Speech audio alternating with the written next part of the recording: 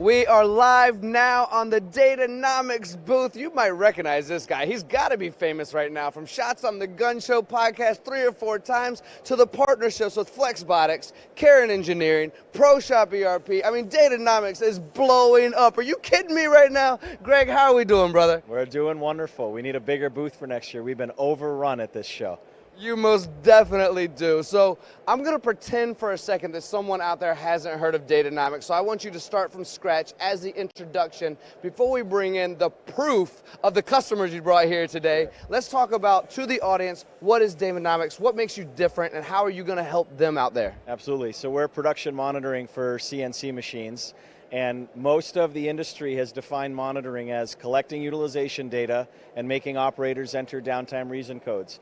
We're the ones who declared that the complete wrong approach and flipped monitoring on its head by saying there should be no operator input required. Your monitoring software should automatically figure out how your jobs are supposed to run, cycle time, touch time, expected level of production. Your monitoring system should automatically have workflows that help you run production meetings, quote and cost your parts, and figure out where your supervisors need to be floating to the most critical jobs on the floor. We've flipped it upside down, and the response has been incredible. People love it, and we'll hear from a few of them soon.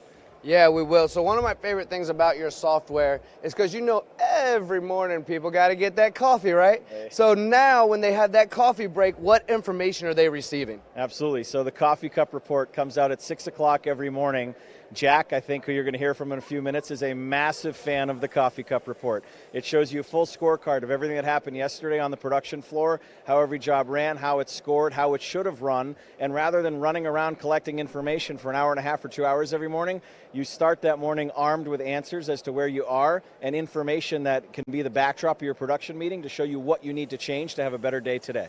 So I'm going to take an approach real quick and go against you just for a second. I'm going to be that stubborn customer and go, I don't need that.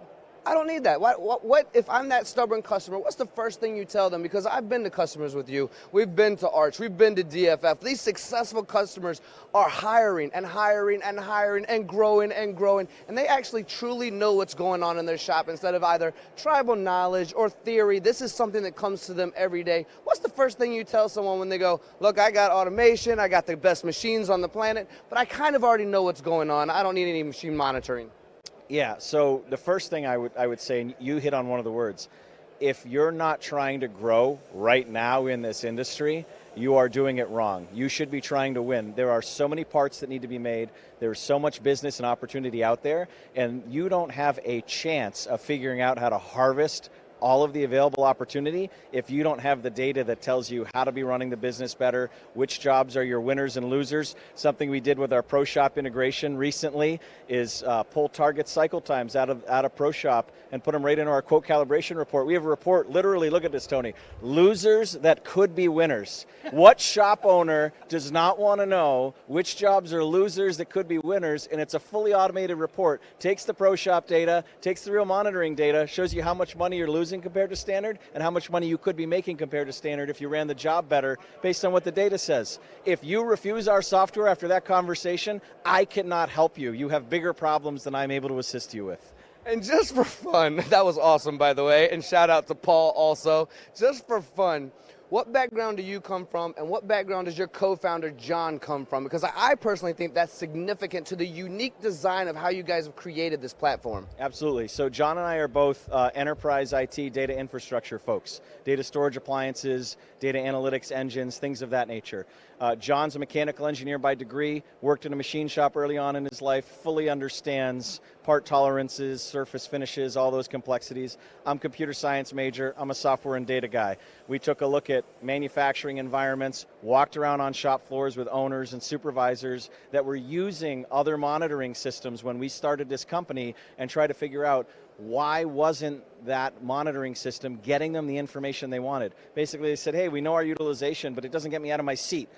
John coined the phrase, they were watching their business, they weren't running their business. And in order to break the problem of why they were only watching in a passive fashion, we had to turn the whole monitoring definition on its head and come up with the various workflows and concepts that we did. And with that being said, let's send it over to Rowan and one of the winners that are over there talking with him right now, our buddy Mike.